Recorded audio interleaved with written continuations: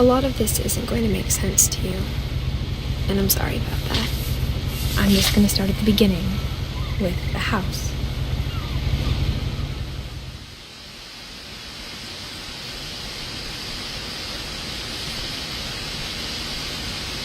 Someone had put up a chain-link fence, but it looked like I wasn't the first person to hop it.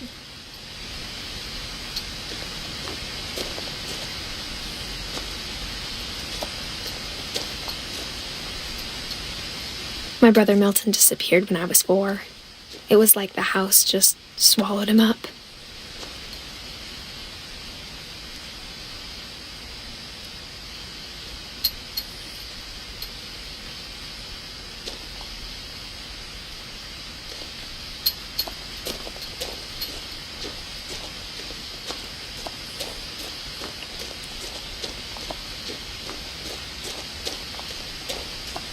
I lived here until I was 11, but I wasn't allowed inside half the rooms.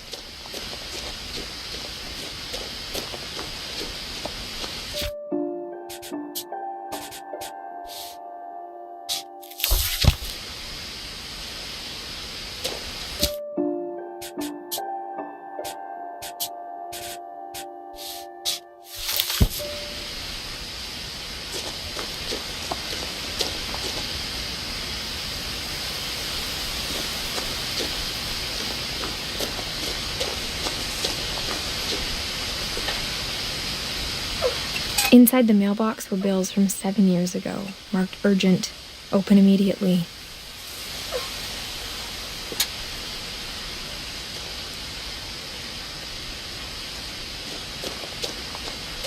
I hadn't been back since my brother Lewis's funeral.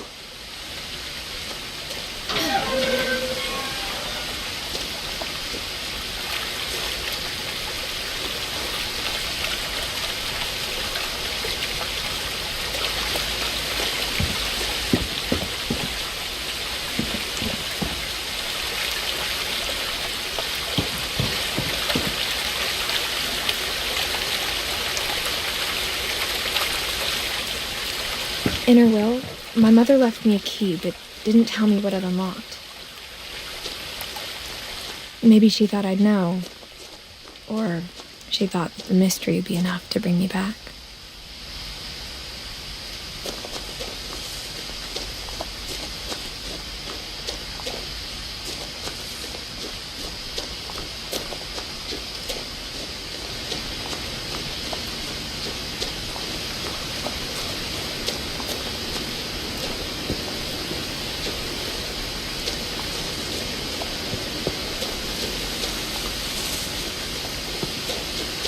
The truth is, even after I inherited the house, I never thought I'd come back to it.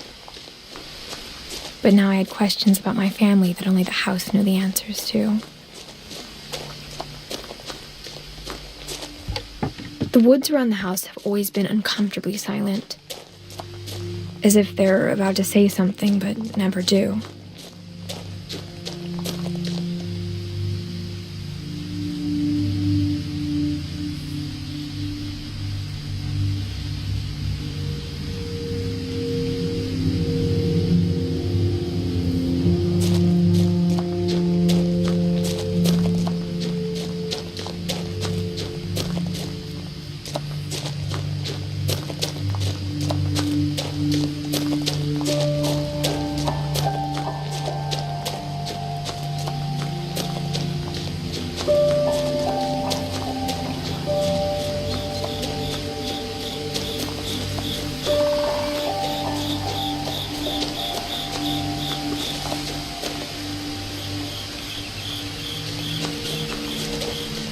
The house was exactly like I remembered it, the way I'd been dreaming about it.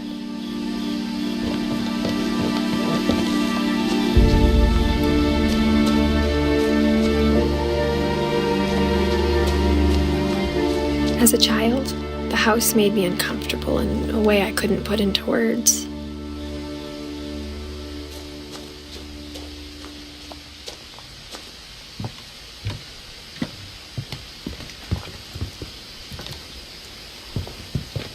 I asked Edie once about the dragon in the pond. She said it had killed her husband. I was 6, It seemed like an odd joke to me, even then. Now, as a 17-year-old, I knew exactly what those words were. I was afraid of the house.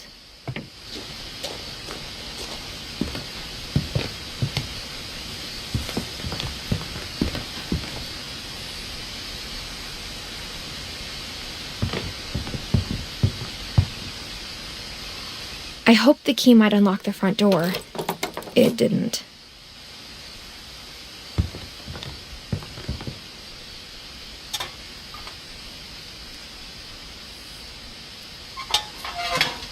Looking in, I felt like the house itself had been waiting for me.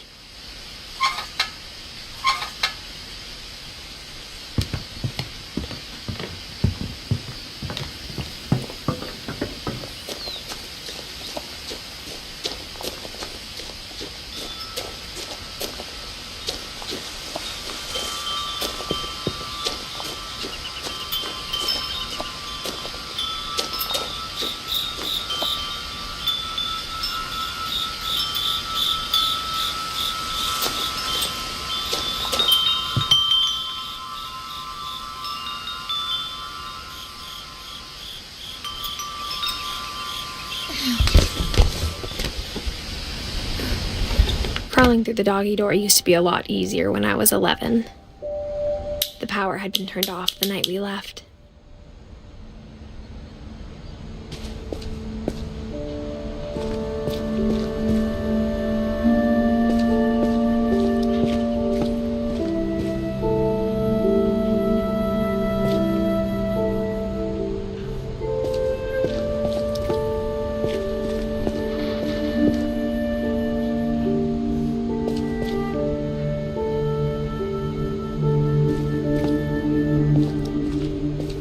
For the first time in years,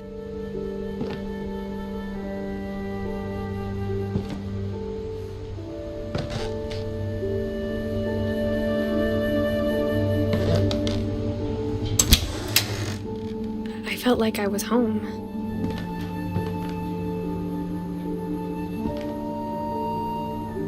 But instead of a family, there were just memories of one.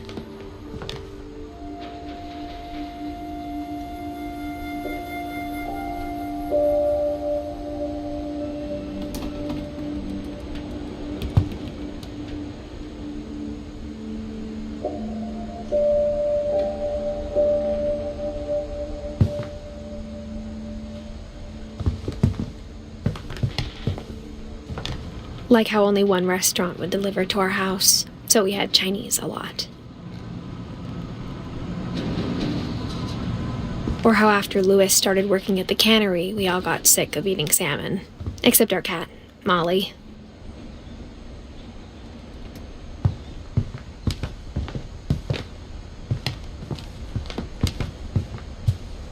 The table was still a wreck from the night we left.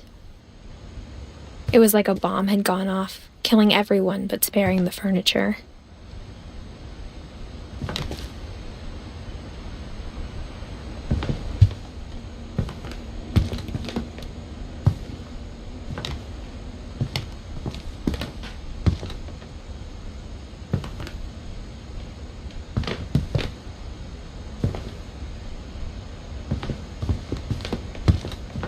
Nothing in the house looked abnormal. There was just too much of it, like a smile with too many teeth. Even the fireplace had a story. Edie told me the bricks came from the original house, after it sank.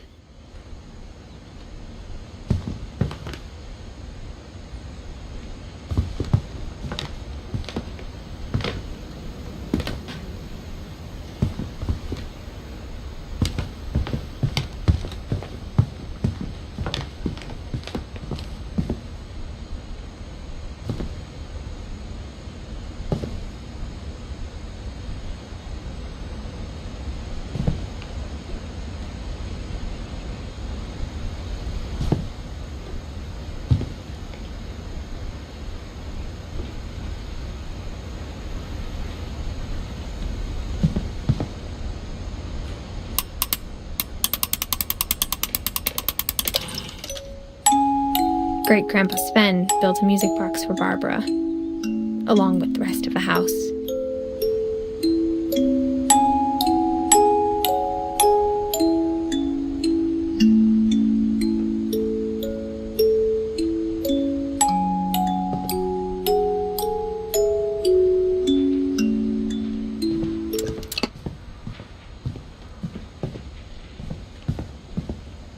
My mom wasn't much of an optimist, but she never stopped believing that my brother Milton was alive.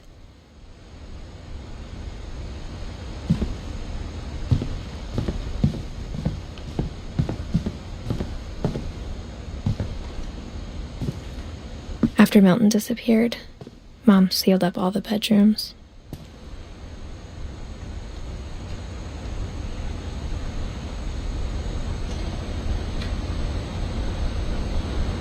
Then Edie retaliated and drilled peepholes.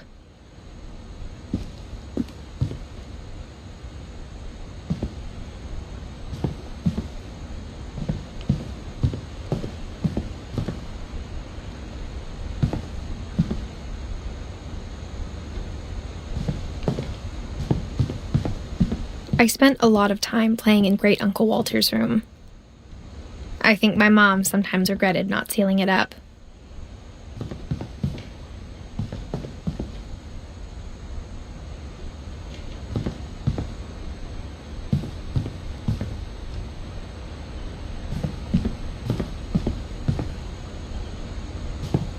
Lewis told me there were secret passages, but I never believed him.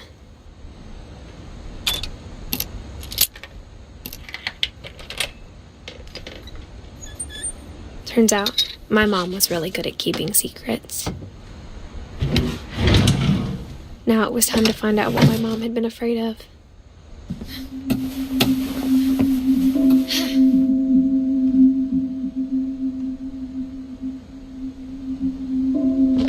From the paintings on the wall, it was clear my brother Milton had been here before me. Reading this, maybe it sounds like I had a plan, but I had no idea what was behind that door.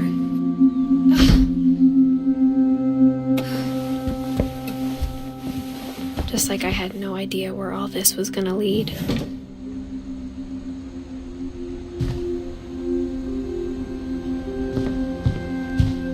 I grew up looking at Molly's room through the peephole. Molly's gerbil had a tiny bedroom with its own even tinier gerbil cage.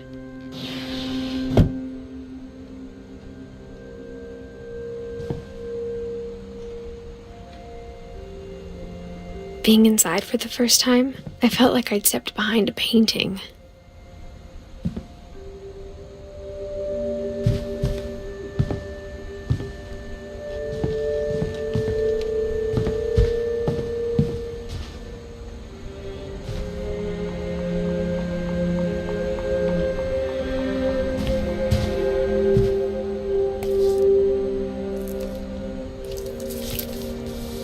December 13th, 1947.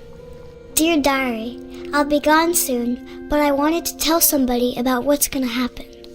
It started when Mom sent me to bed without dinner. I woke up and I was starving, so I looked around for something to eat. The gerbil food was dry, but I didn't mind it.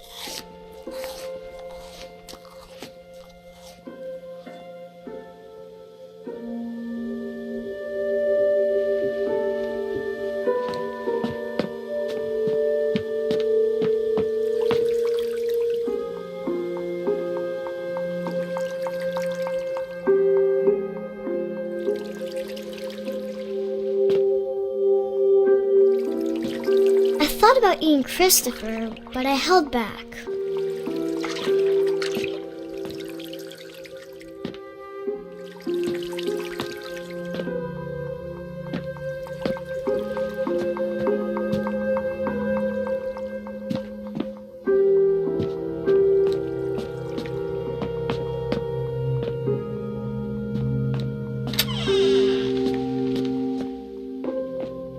I kept eating and eating.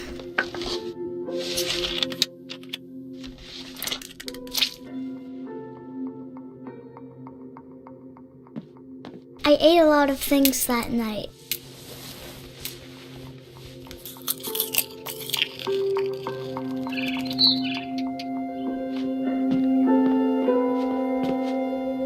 Then I heard chirping outside my window. It was a barn swallow going back to her nest. I reached out for her.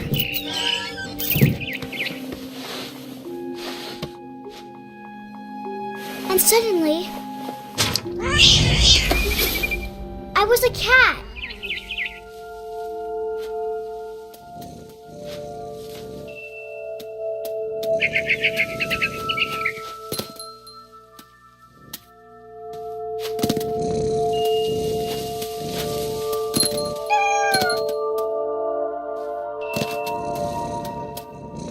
I tried to be quiet, but the bird was really scared.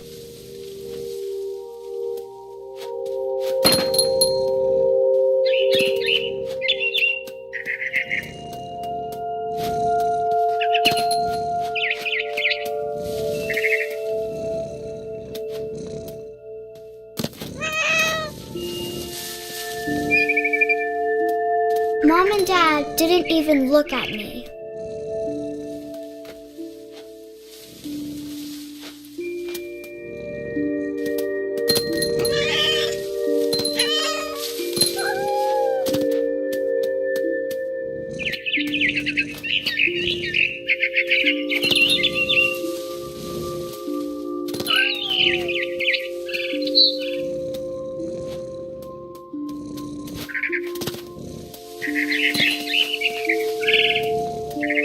I jumped and I almost got her.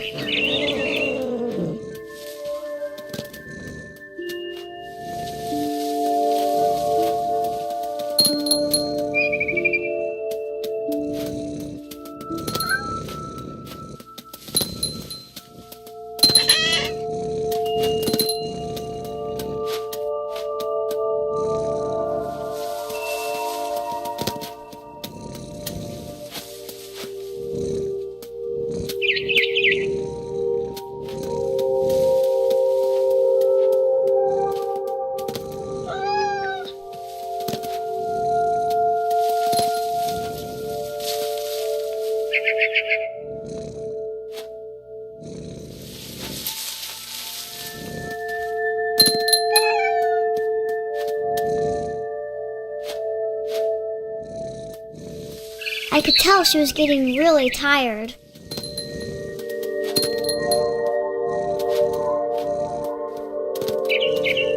Now I was up in the big tree. I promised Dad I wouldn't climb it anymore. All I cared about was eating that mama bird. I gobbled her up. And suddenly, I was an owl. First, all I heard was the wind. Then I heard little teeth nibbling in the grass.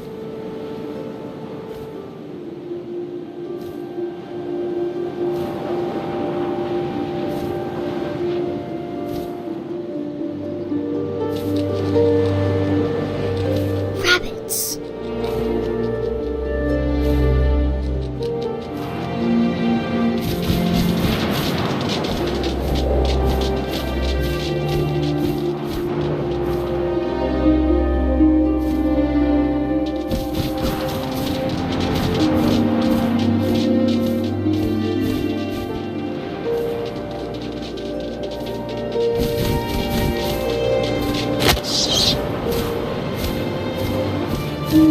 I imagined his face looking up and seeing mine through my talons. I swallowed him up, and I didn't chew one bit. Then I flew off to find something bigger.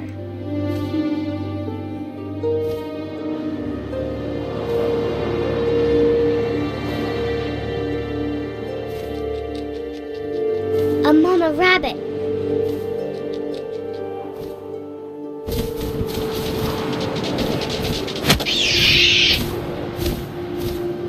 She was almost too big to carry. I started choking, but I couldn't stop eating. And suddenly, I was a shark.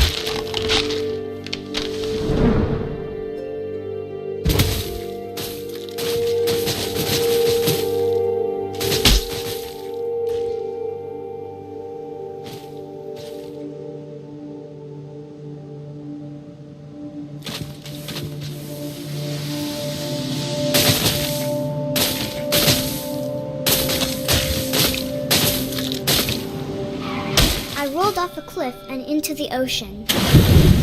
Now, I was hungrier than ever.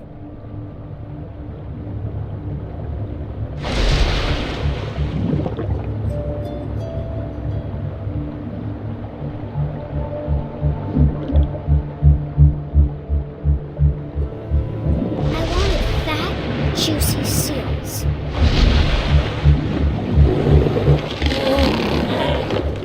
I tore off her flipper, and it tasted really good.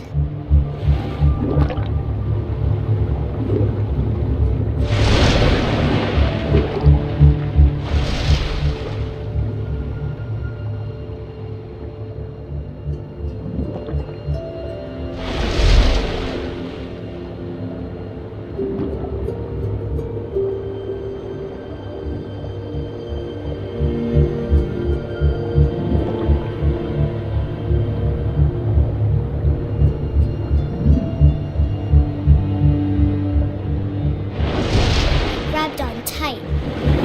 But I was so hungry, I jumped out of the water. When I opened my eyes, everything had changed.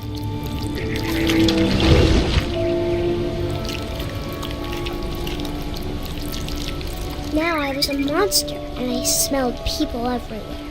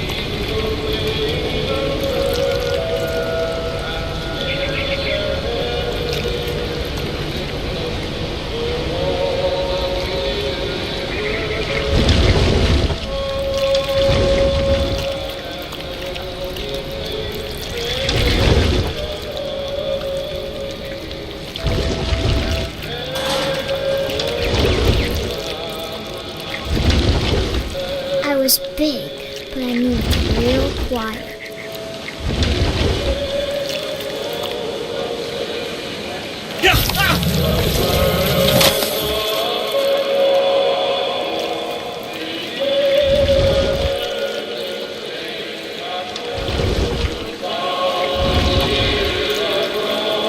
I wanted to stop, but also I didn't.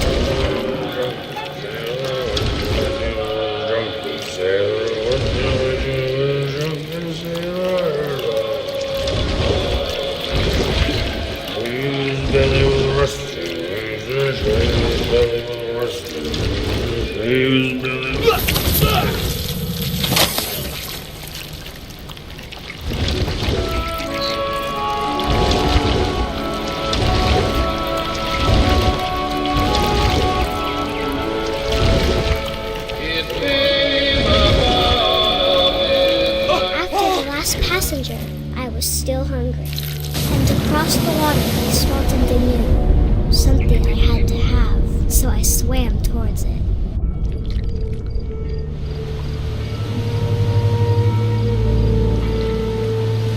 I slithered onto the sand, and the good smell went into an old pipe.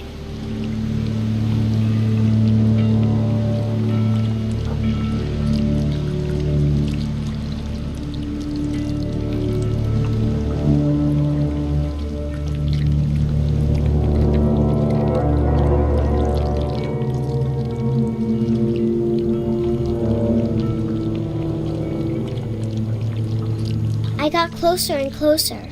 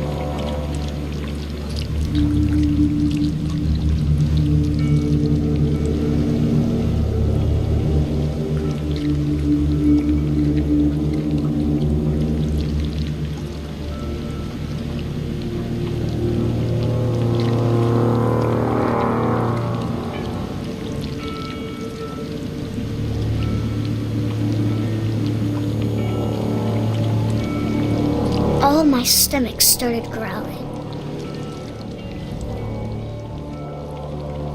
And suddenly, I was me again. I held my breath for a long time, but I couldn't hear anything. I think it's waiting for me to fall asleep. But it's not going to wait much longer. It needs to feed, and we both know I will be delicious.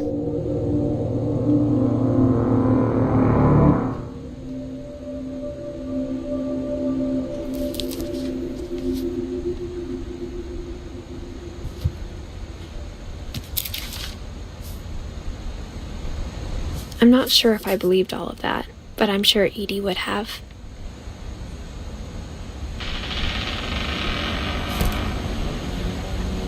I got the sense Edie had spent a lot of time here, before my mom sealed the doors.